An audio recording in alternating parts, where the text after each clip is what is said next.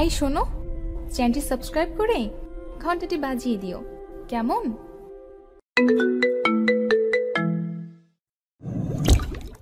আজ এসব না করলে হয় না? বিয়ে করেছি তো করার জন্য। কিন্তু কোনো কিন্তু না, শুয়ে পড়ো। বাসর রাতে স্বামী গায়েব। মেয়েদের শারীরিক সুখ পায় স্বামীর কাছে। তারা স্বামীর থেকে সব সুখ আশা করে। স্বামীর আদর, স্বামীর স্পর্শ, স্বামীর শ্বাস তাদের সুখ। মিম নামের মেয়েটির এই অবধি 16টা বিয়ে ভেঙে গেছে। বিয়ের আগের দিনই হবু স্বামী মারা যায়। এভাবে অনেক ঝামেলার পর অবশেষে তার বিয়ে হয় রিয়াজ নামের এক ছেলের সাথে। কিন্তু অদ্ভুত ব্যাপার হচ্ছে, বাসর রাতেই রিয়াজ গায়েব। তোলপাড় শুরু হয়ে যায় পুরো বাড়ি জুড়ে। এতদিন বিয়ে হতে হতে ভেঙে গেছে, আর আজ হয়েও বাসর রাতে স্বামী গায়েব। মিম কান্নায় ভেঙে পড়েছে। স্বামীর বাড়িতে এসে বাসর রাতে স্বামীর গায়েবের কথা শুনে কোনো মেয়ে ভালো থাকতে পারে না। কত কিছু ভেবে রেখেছিল মিম। সারা রাত রিয়াজের সন্ধান পায়নি কেউ। মিম সারা রাত বাসর ঘরে বসেই কান্না করেছে। বাড়ির সবাই মিমকে অলক্ষী বলে কথা শুনিয়ে যাচ্ছে। সকাল 8টায় হঠাৎ দরজার কলিং বেল বেজে ওঠে। রিয়াজের মা তাড়াহুড়ো করে দৌড়ে যায় দরজা খুলতে। দরজা খুলেই রিয়াজের মা দেখে রিয়াজ দাঁড়িয়ে আছে দরজায়। সারা শরীর ক্ষতবিক্ষত, মুখে রক্ত লেগে লাল হয়ে আছে। পায়ের মধ্যে জুতাও নেই। সাদা শার্টে রক্ত, প্যান্টে রক্ত, হেঁটে আসায় রাস্তায়ও রক্ত লেগে আছে। রিয়াজের মা রিয়াজকে দেখে সেখানেই জ্ঞান হারায়। রিয়াজ দুর্বল শরীর নিয়ে ধীরে ধীরে বাসার ভিতর প্রবেশ করে। বাসার সবাই রিয়াজের এমন হাল দেখে প্রায় নাচে হাল হয়ে যায়। মনে হচ্ছে শরীরে এমন কোনো জায়গা নেই যাতে ক্ষত নেই। ক্ষত এর চিহ্ন চিহ্নিত করাও মুশকিল, কারণ কয়টা ক্ষত তার কোনো ইয়াত্তা নেই। বাসার সবাই রিয়াজের দিকে অপলক দৃষ্টিতে তাকিয়ে আছে, যেন এক পলকেই সবাই বশ হয়ে গেছে কারো। মিম উপরতলা থেকে উপলব্ধি করলো নিচে সনসন হয়ে গেছে। নিচে শুনশান হয়ে গেছে। হঠাৎ সবার হইচই অফ হয়ে যাবার কারণ জানতেই রুম থেকে বের হয়ে আসে। এসে দেখে রিয়াজের এই অবস্থা। মিম উপরতলা থেকে দৌড়ে নিচে নেমে আসে। এসেই রিয়াজের হাত তার কাঁধে নেয়, যেন রিয়াজের সাথে তার অনেক বছরের সম্পর্ক। সবাই থ হয়ে গেছে। একদিকে রিয়াজের অবস্থা দেখে হয়েছে, অন্যদিকে মিমের কাণ্ড দেখে আরও অবাক হচ্ছে। মিম এত প্যারেশান কেন, তারও উত্তর নেই কারো কাছে। মিম রিয়াজের এক হাত তার কাঁধে নিয়ে রুমের দিকে নিয়ে আসে, আর এক হাত দিয়ে ডাক্তারকে কল দিয়ে আসতে বলে। রিয়াজকে খাটে শুইয়ে দিয়ে মিম পানি আর জলপট্টি এনে রিয়াজের হাত পা পরিষ্কার করে যাচ্ছে। বাড়ির সবাই এতক্ষণে রিয়াজের রুমে এসে কাণ্ড দেখে যাচ্ছে। অন্যদিকে রিয়াজের আম্মুকে রিয়াজের ছোট বোন জাগিয়ে তুলে মুখে পানি মেরে। এতক্ষণে ডাক্তারও বাসায় হাজির। ডাক্তার এসে রিয়াজকে স্যালাইন আর কিছু ট্রিটমেন্ট করে চলে যায়। ডাক্তার বলেছিল প্রচণ্ড নখের আঘাত রিয়াজের দেহে, তাও চামড়ার অনেকটাই গভীরে যাওয়া আঘাত, যেন কোনো জন্তু জানোয়ারের কাজ। রিয়াজের মা হুট করে এসে মিমকে ধাক্কা মেরে সরিয়ে বলে, তুই অলক্ষী, তোর আসার সাথে সাথে আমার ছেলের এই অবস্থা হয়েছে, যা বেরিয়ে যা। রিয়াজের মায়ের কথা শুনে মিম কাঁদতে শুরু করে দেয়, আর অমনি রিয়াজ চোখ খুলে বলে, মিম কোথাও যাবে না, সবাই রুম থেকে বের হয় একটু, মিমের সাথে কথা আছে আমার।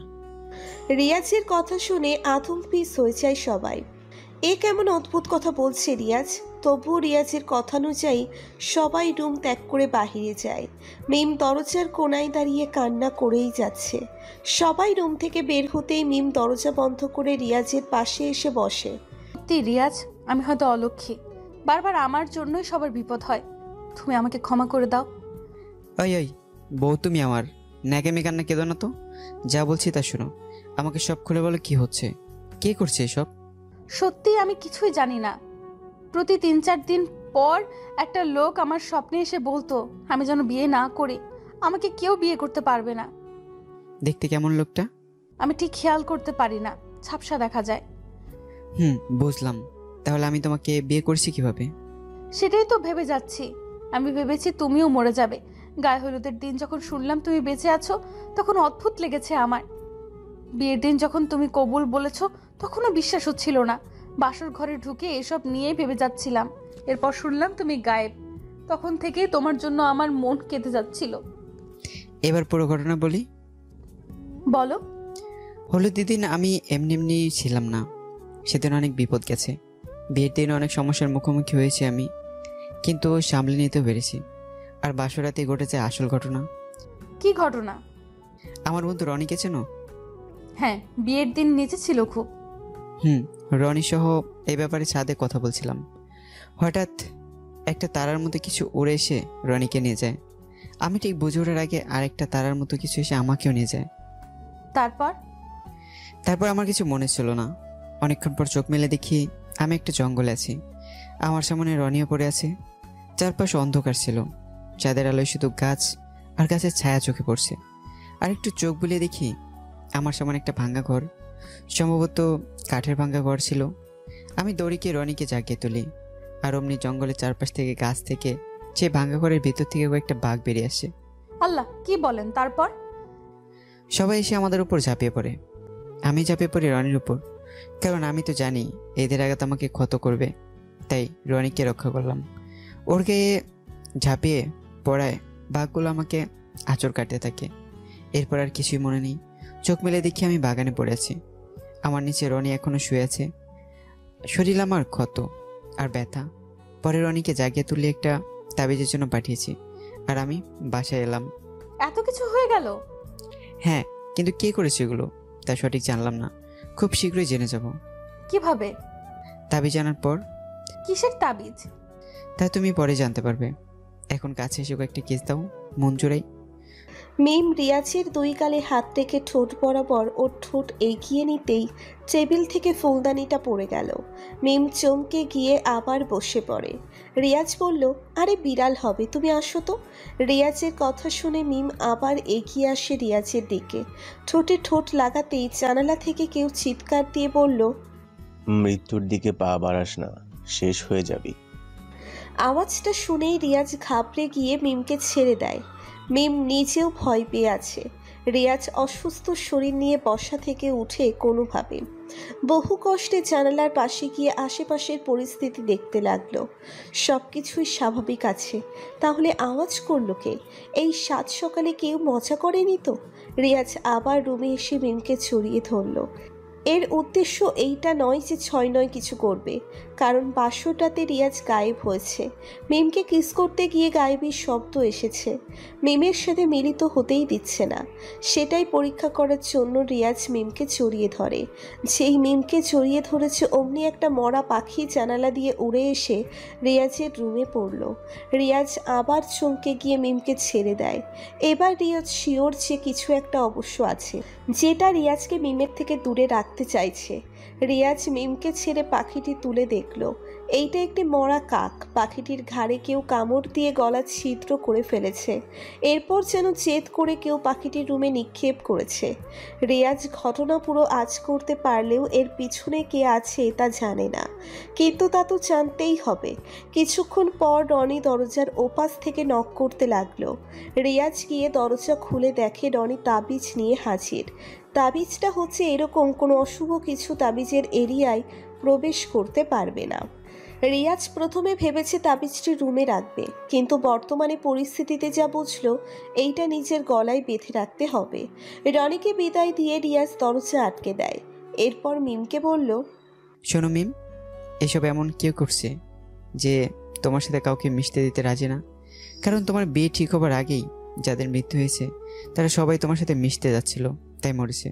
আমাকে মারতে চেয়েছে, ভাগ্যে সেই তাবিজটি আমার সাথে ছিল, তাই কিছু হয়নি। এই তাবিজ তুমি আগে থেকে পড়তে? না, তবে বিয়ের আগে পড়েছি। আর তোমাকে বিয়ে করার উদ্দেশ্যে আমার দুইটা, একটা হচ্ছে সংসার করা, আর অন্যটা হচ্ছে এই রহস্য খুঁজে বের করা। তো তাবিজ তোমার কাছে থাকলে বাসর রাতে গায়েব হয়েছো কিভাবে? যেহেতু তাবিজ ছিলই, তাহলে সম্ভব হয়েছে কিভাবে? আমি গায়েব হওয়ার 30 মিনিট আগে এক হুজুর আমার সাথে দেখা করেন। উনি বলল বাসর রাতে তাবিজ সাথে থাকলে সংসার টিকে না। হুজুরের কথা শুনে আমি রনির মায়ের কাছে তাবিজটি জমা দিয়ে ফেলেছি, কিন্তু আমি বুঝিনি এই হুজুরের ভিতরেই ঘাপলা ছিল। আর 30 মিনিট পরেই আমাকে গায়েব করে। আরেকটা প্রশ্ন, তোমাকে তো কাল রাতে মেরে ফেলতে পারতো, তাহলে বাঁচিয়ে রেখেছে কেন? আর যদি তার টার্গেট তুমিই হও তবে ছেড়ে দিল কেন? তা তো জানি না, কিন্তু দেখতে হবে। এখন আমি তাবিজটি হাতে বেঁধে তোমার সাথে যৌনমিলন করব, আর তুমি পড়বে এই তাবিজ। দেখি এই নিতন এখানে পাওয়া যায় কিনা। আচ্ছা।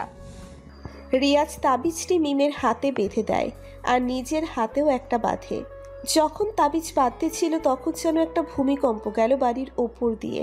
রিয়াজ মুচকি হেসে মিমকে বলল, দেখো অশুভ শক্তিটা খেপে যাচ্ছে।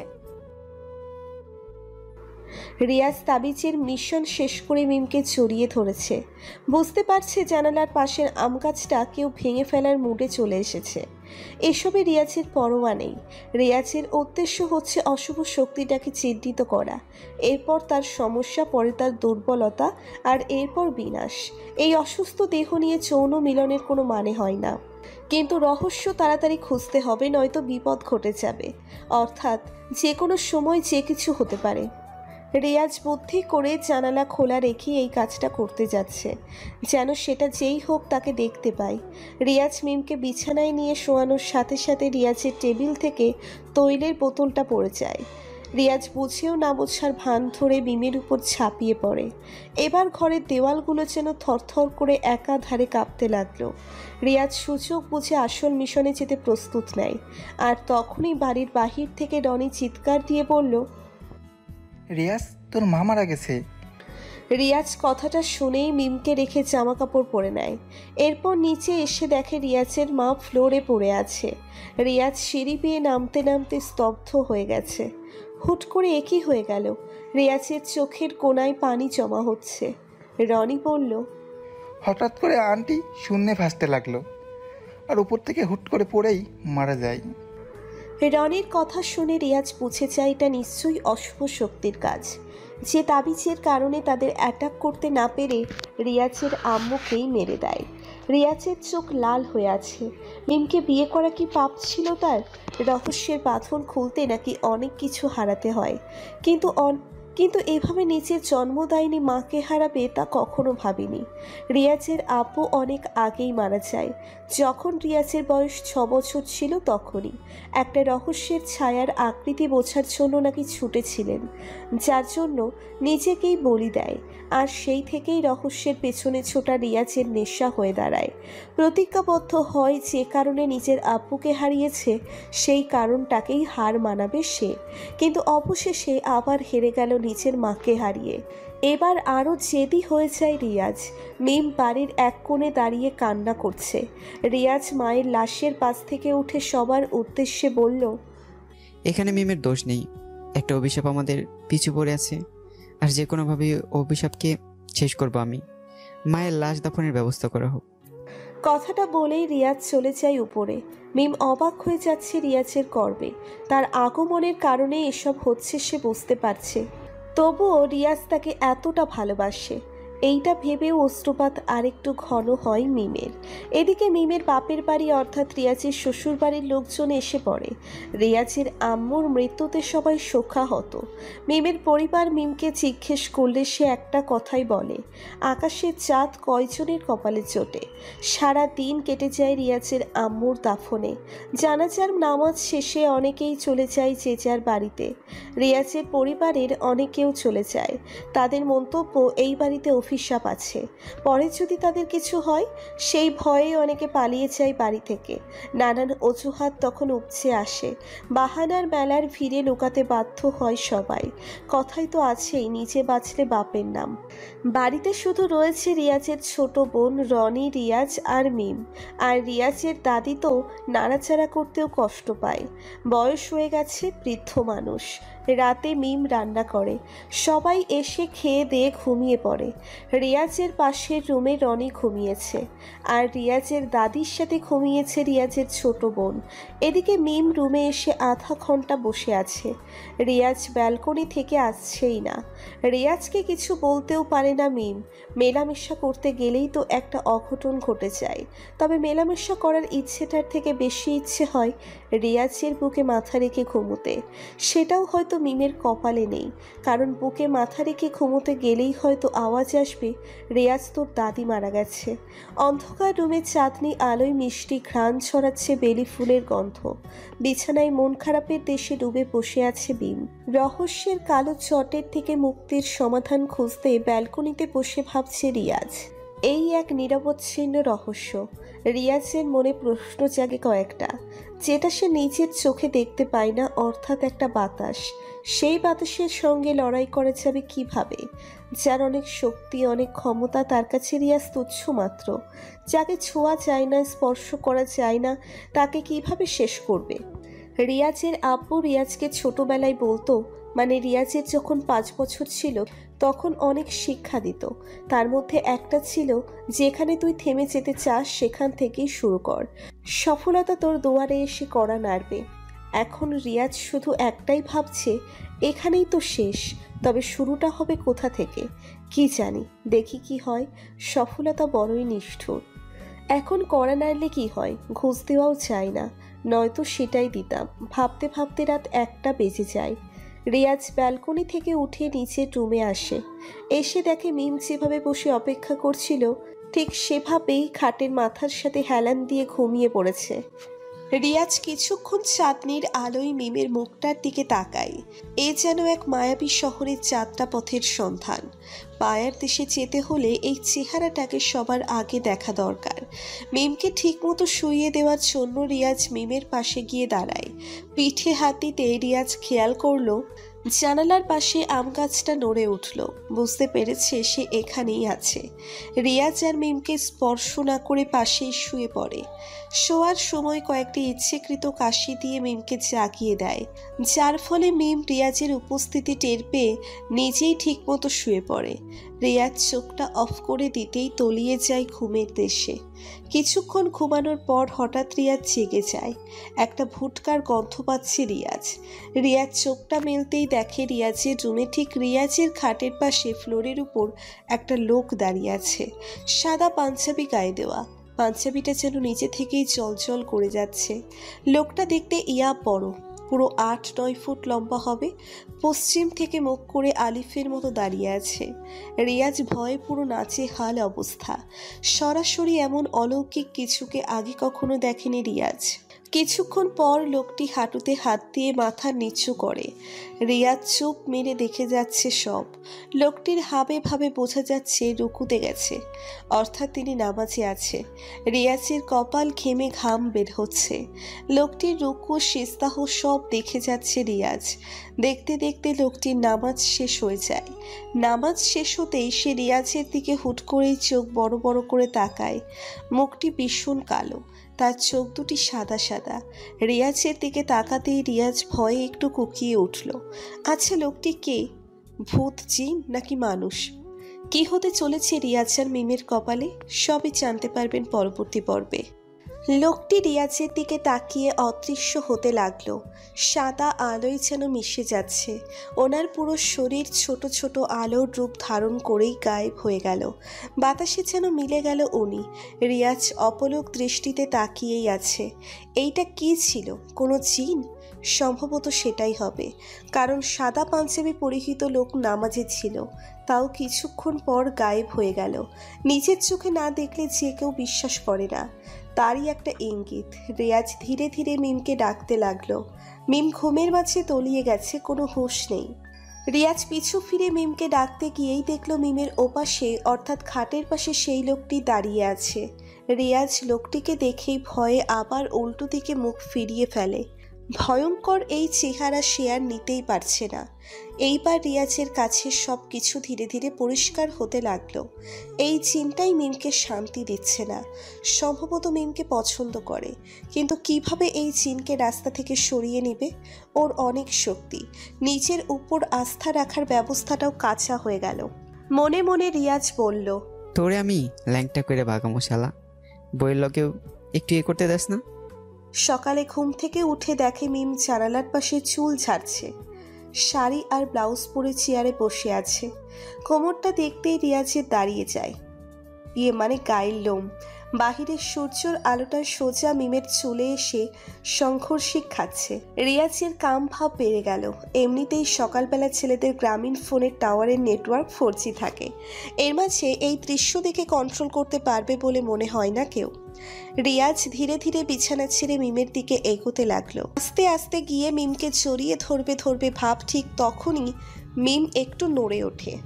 রিয়াজ ঝানু বলেই মিমকে পেছন থেকে জড়িয়ে ধরে। মিমও হাসতে হাসতে রিয়াজের দিকে নিজেকে ঠেলে দেয়। রিয়াজ মিমের গলায় চুম্বন আঁকতে গিয়ে চোখ গেল সোজা সামনের আম গাছে। আম গাছের মধ্যে একটি পেঁচা পাখি বসে আছে। অদ্ভুত ব্যাপার পাখিটির পুরো দেহ পাখির মতো হলেও মুখটি মানুষের মতো, অর্থাৎ সেই রাতের বেলা দেখা লোকটির মতো। রিয়াজ হুট করেই মিমকে ছেড়ে দেয়। আবার মিমও একটু ইতস্তত বোধ করে। না করারই বা কি আছে? 4G হঠাৎ 2G হয়ে গেলে কোনো মেয়েরই বা রাগ না ওঠে? কিন্তু কি আর করার, সে নিজেও জানে ফোনটার চার্জার চিকন আর ঘরে আছে চ্যাপ্টা চার্জার। প্রিয় দর্শক, আপনাদেরকে বলছি, নিয়মিত এমনই মজার মজার গল্প শুনতে সাবস্ক্রাইব করুন আমাদের ইউটিউব চ্যানেল শুভস ডায়েরিতে। চলুন গল্পে ফিরে যাই। রিয়াজ ফ্রেশ হয়ে রুমে আসে। এরপর জামা কাপড় চেঞ্জ করে নিচে চলে যায়। সবারই মন খারাপ রিয়াজের আম্মুকে নিয়ে, কিন্তু রিয়াজ ততটা আফসোস করে না। রিয়াজ যখন 4 বছরের তখন তার মা মারা যায়, আর রিয়াজের দেখাশোনা করার জন্য রিয়াজের আব্বু আর একটা বিয়ে করে। পরের ঘরের সন্তান হচ্ছে রিয়াজের ছোট বোন, অর্থাৎ তারাও আপন ভাই বোন না। রিয়াজের আব্বু বিয়ে করার 1 বছর পর বাচ্চা নেয়। গর্ভবতী হয় রিয়াজের সৎ মা। এরপর রহস্যের বেড়াজালে মিশতে মিশতে রিয়াজের 7 বছর বয়সে তার আব্বুও মারা যায়। রিয়াজকে সব সময় সৎমা আদর করলেও রিয়াজ ওনাকে কখনো মা হিসেবে দাবি করেনি, কারণ মায়ের জায়গায় রিয়াজের আসল মায়ের জায়গা। এবার হোক তিনি মৃত, কিন্তু সৎমা যতই করুক তাকে লালন পালন করেছে বলেই তার জন্য মন কেঁদেছে। কিন্তু অতটাও আপসেট না, যা গেছে তা নিয়ে ভেবে কি লাভ। রিয়াজ একটা বই পড়েছিল, পিপিলিকা নামক একটি বই। সেখানে একজন মূর্খ লেখকের উক্তি ছিল, যাহা হারাবা তাহা নাহি ছিল আপনার, যাহা মিলিবে তাহাও কবু হইবে না আপনার। জিত পরাজিত এই জগৎ সংসারে উপস্থিতি বস্তুর মালিকই আপনও। এই মূর্খ লেখকের উক্তিটাকে জীবনের সাথে মিলিয়েই এতটুকু এসেছে রিয়াজ। যাই হোক, আচাইরা বকবক করে লাভ নেই, ফিরে আসি উপস্থিত ঘটনায়। রিয়াজ নিচে এসে নাস্তা শেষ করেই চলে গেল ঝাঁকানাকা বাবার কাছে। এই ঝাঁকানাকা বাবা হচ্ছে ভূত প্রেতের রাজা। উনি নাকি যে কোনো অশরীরীকে নিজের আয়ত্তে আনতে পারে, এরপর বন্দি করেও ফেলতে পারে।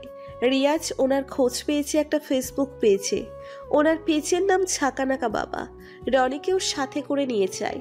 ঝাঁকানাকার ফাঁকা রুমে প্রবেশ করে রিয়াজ ওনার সামনে বসে। উনি তখন চোখ বন্ধ করে ধ্যান মগ্ন হয়ে আছে।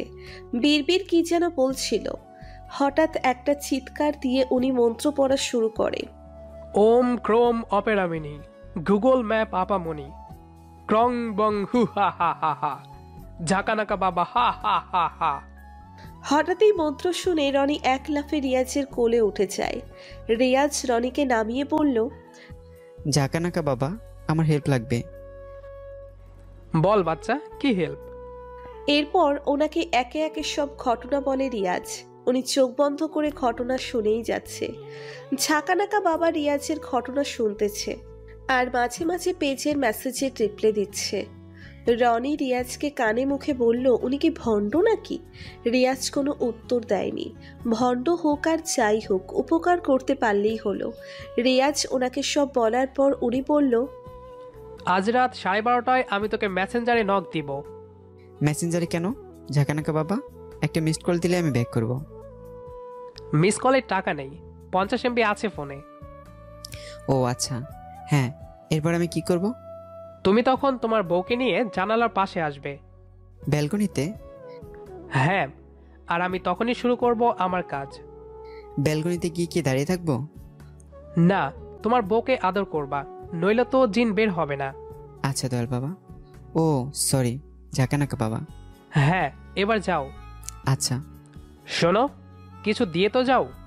ও সরি, ওয়েট দিচ্ছি। ওনাকে অ্যাডভান্স 100 টাকা দিয়ে রনি আর রিয়াজ বের হয়ে গেল। রনি কখন থেকে চলতেছে, কিন্তু কিছুই তো করার নেই। সফল হলেও তো হতে পারে। রিয়াজ বাসায় গেল, গিয়ে দেখে মিম শুয়ে শুয়ে কেঁদে যাচ্ছে। রিয়াজ মিমের পাশে বসে বলল, চিন্তা করো না, আজ এক তান্ত্রিক আসবে জিনকে তাড়ানোর জন্য। কি বলো?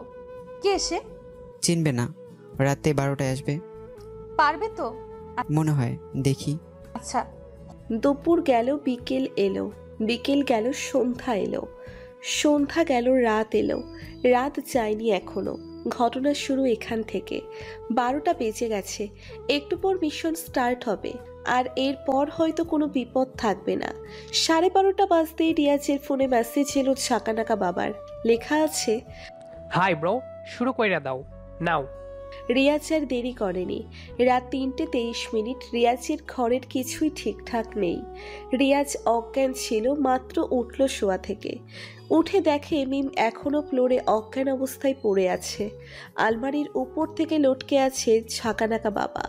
ওনার মুখে মারের দাগ, যেন কেউ ওনার মুখে লাথি ঘুষি মেরে চ্যাপটা বানিয়ে ফেলছে। রিয়াজ মনে করতে লাগলো 12:30 পর কি হয়েছিল। মাথায় হাত রেখে বিছানার সঙ্গে হেলান দিয়ে আছে রিয়াজ। ফ্লোরে পা দুটো মেলে ভাবছে কি হয়েছিল তখন, কি বা হলো যাতে করে ঘরের আসবাবপত্র এতটা এলোমেলো। রিয়াজ মনে করতে লাগলো ঝাঁকানাকা বাবার মেসেজের পর থেকে। ওনার মেসেজ পাওয়ার পর রিয়াজ ব্যালকনিতে যায়। মিমকে জড়িয়ে ধরে এক রোমান্টিক মুহূর্তে হারিয়ে যায়। ঠোঁটে ঠোঁটে চুম্বনে এই কোন অনুভূতির মাঝে হারিয়ে গেল। তখনই পূর্বের মতো আম গাছটা নড়ে ওঠে। রিয়াজ সঙ্গে সঙ্গে মিমকে রেখে সেদিকে তাকায়। তাকিয়ে দেখে সেই পাখিটি ডালে বসে আছে, যার মাথাটা মানুষের মতো আর দেহটি পাখির মতো। রিয়াজের রুমের লাইট অফ, চাঁদনি আলোয় ঝাপসা ভাবে পাখিটিকে চিহ্নিত করা যায়। বাসার গেটে লাগানো লাইটের এক চড়াক আলো এসে পড়েছে পাখিটির গায়ে। রিয়াজ এদিক সেদিক তাকিয়ে ঝাঁকানাকা বাবাকে খুঁজে চলেছে। ওনাকে কোথাও দেখা যাচ্ছে না। ভণ্ড ভেবে রিয়াজ কিছুটা ভয়ও পায় বটে, কিন্তু সেই ভয় কাটিয়ে হঠাৎ ঝাঁকানাকা বাবার আগমন ঘটে। উনি আম গাছের উপরেই ছিল। পাখিটি যে ডালে ছিল ঠিক তার উপরের ডালেই লুকিয়ে ছিল ঝাঁকানাকা বাবা।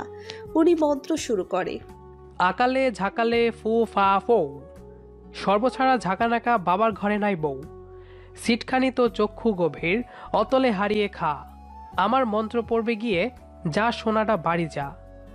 ঝাঁকানাকা বাবা এই মন্ত্রটা পড়েই উপরের ডাল থেকে জিনের গায়ে ছাপ দেয়, আর তখনই জিনটা পাখি থেকে মানুষের রূপ ধারণ করে।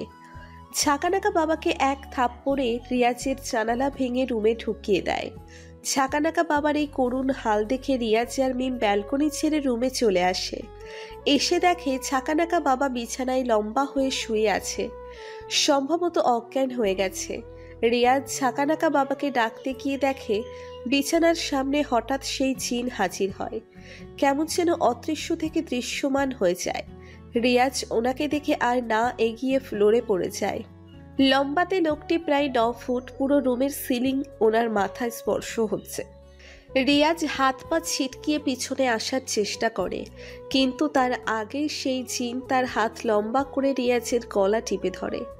রিয়াজ জিনের হাতটি ধরে ছুটতে চেষ্টা করছিল, আর তখনই অনুভব করলো ওনার হাতটি অনেক ঠান্ডা, একেবারে যেন ফ্রিজ থেকে মাত্র হাতটি এনেছে। বরফ হয়ে যাচ্ছে রিয়াজ। জিনটি এবার অন্য হাত দিয়ে মিমকে এক চড় মারে, সঙ্গে সঙ্গে মিম সেখানেই অজ্ঞান হয়ে পড়ে যায়। রিয়াজের হয়ে যায় মেজাজ গরম। তখনই রিয়াজ চোখ মুখ লাল করে জিনের দিকে তাকিয়ে বহু কষ্টে বলল, শয়তান, কে তুই? অন্যের স্ত্রীকে হাত তুলতে তোর বিবেকে বাঁধে না? রিয়াজের এই কথা শুনে চিনটি রিয়াজকে ছুঁড়ে মারে দেওয়ালে। রিয়াজ উড়ে গিয়ে উপচে পড়ে দেওয়ালে, আর তারপর ফ্লোরে। ফ্লোরে রিয়াজ শুয়ে আছে, অনেক ব্যথা পেয়েছে, বহু কষ্টেও উঠতে সক্ষম হচ্ছে না। এরপর চিনটি রিয়াজকে বলল, জানতে চাস তুই কেন আমি মিমকে ছাড়ছি না? তবে শোন, আজ থেকে আরো 15 বছর আগের কথা। তখন মিমের বয়স ছিল মাত্র 4 বছর। আমি থাকতাম একটা নারিকেল গাছে। নামাজ পড়ার জন্য সবসময় একটা নির্দিষ্ট জায়গায় যেতাম আমি, যেটা মানুষরা নিজের হাতে বানিয়েছে। একটা মাদ্রাসা ঘর ছিল। একদিন সন্ধ্যায় আমি নামাজ পড়তে সেখানে যাই, আর গিয়ে দেখি ওখানে কয়েকজন লোক মাদ্রাসা ভেঙে দিচ্ছে। আমি কিছু করতে পারি না, কারণ ওটা ওরাই বানিয়েছে। কিন্তু ফিরে আসার সময় আমি দেখলাম আমার পেছনে মিম দাঁড়িয়েছিল, ছোট্ট একটি মেয়ে। কি আর বুঝে, আমি মানুষের রূপ নিয়ে দাঁড়িয়েছিলাম। তখন মিম আমাকে বলল, হুজুর, আপনার মাদ্রাসার ছাত্রদের সাথে এই ছেলেগুলোর ঝগড়া হয়েছে, তাই ওরা মাদ্রাসা ভেঙে দিচ্ছে চুরি করে। মিমের কথাটা শুনেই আমার ভালো লেগে যায় তাকে। এতটুকু একটা মেয়ে এত বড় দায়িত্ব কিভাবে নিতে পারে। এরপর সে বলল, আচ্ছা চলেন হুজুর, আমরা মাদ্রাসা ভাঙা বন্ধ করি, নইলে ইসলাম শিক্ষা দেবার ঘরটা ভেঙে যাবে। এই কথা শুনে আমি আরো দুর্বল হয়ে যাই। এরপর দেরি না করে সেই মাদ্রাসার হুজুরের রূপ নিয়ে ছেলেগুলোকে তাড়া করি। তারাও চলে যায়। মিম আমাকে ঠিক চিনতে পারেনি, তাই ভেবেছে হুজুর। কিন্তু আমি রূপ পাল্টানোর কারণে সে ভয় পেয়ে যায় আর অমনি ঘুরে পড়ে যায়। আমি ওর পুরনো স্মৃতিগুলো মুছে দিয়ে ওর বাড়ির পেছনে রেখে আসি। আর তখন থেকে অপেক্ষায় আছি মিমকে নিয়ে যাওয়ার। আর মাত্র 3 মাস পর সময় হবে, এরপর আমি মিমকে নিয়ে যাব আমার রাজ্যে। জিন কথাগুলো বলেই হাসতে লাগলো জোরে জোরে। পৈশাচিক হাসিটাও মনে হয় সুন্দর এই জিনের হাসির থেকে। ঠিক সেই মুহূর্তে রিয়াজও হাসতে লাগলো জোরে জোরে। জিন এবার থেমে যায়। রিয়াজ কেন হাসছে তা নিয়ে চিন্তায় পড়ে গেল। জিন রিয়াজকে বলে, তুই হাসিস কেন? তুই শালা একটা মফিস। মানে? ছোট্ট একটা মেয়ে কিনা বলছে আর তুই ওর প্রেমে পড়ে গেছিস? ওই, তুই কি জেনে দেশের পাবনা নামক এলাকায় থাকিস নাকি? আমাদের রাজ্যে পাবনা নামক কিছু নেই। তাহলে নিশ্চয়ই পৃথিবীর পাবনায় থাকতিস। রিয়াজ কথাগুলো ইচ্ছে করেই বলে যাচ্ছে, কারণ চাকানাকা বাবা অজ্ঞান থেকে হুঁশে এসেছে। বিছানা ছেড়ে চাকানাকা বাবা একটা তাবিজ হাতে নেয় আর চুপি চুপি জিনের পিছনে আসে।